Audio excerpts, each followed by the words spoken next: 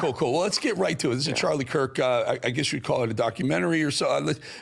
When Trish, our executive producer, came and said, you want to do this? I said, absolutely. Not only do I want to do it, I want to do it big, because I don't think the world is, I mean, I know people outside, but I don't think the conservative movement is talking enough about Charlie Kirk and what they've done to him. Let's take a look at a little piece of your film.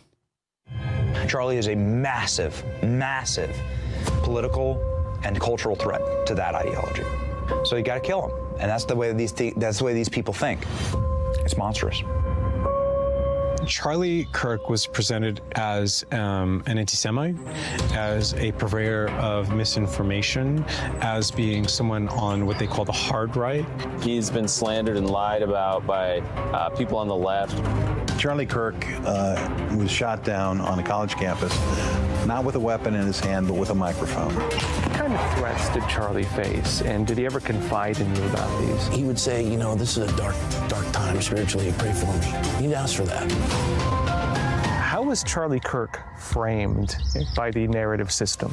He was always such a generous man. I really appreciated how bold Charlie Kirk is. He gave me the ability to speak out. Charlie was gracious. He was a Boy Scout. He was the best of us. That's the one you shot. That's the one you decided to kill. How do you think his faith impacted his political ideas? I always say he was the most misunderstood missionary in America because he saw politics as an on-ramp to Jesus. But fear never enveloped him.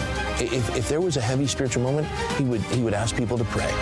He was the most honest man I've ever met in my entire life. They want their nation, and they're willing to fight for it. And I think that's what happened with Charlie.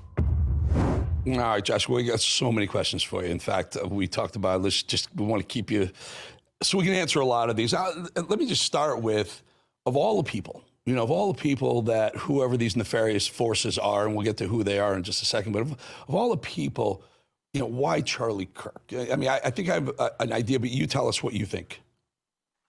I think the reason Charlie Kirk was killed is because Charlie Kirk was becoming probably the most powerful political figure in the United States. I mean, honestly, in his death, you know, as terrible as it was, I think Turning Point USA has become probably the most powerful political organization in the United States. And there are some people who don't want that. There's some people who find that terrifying.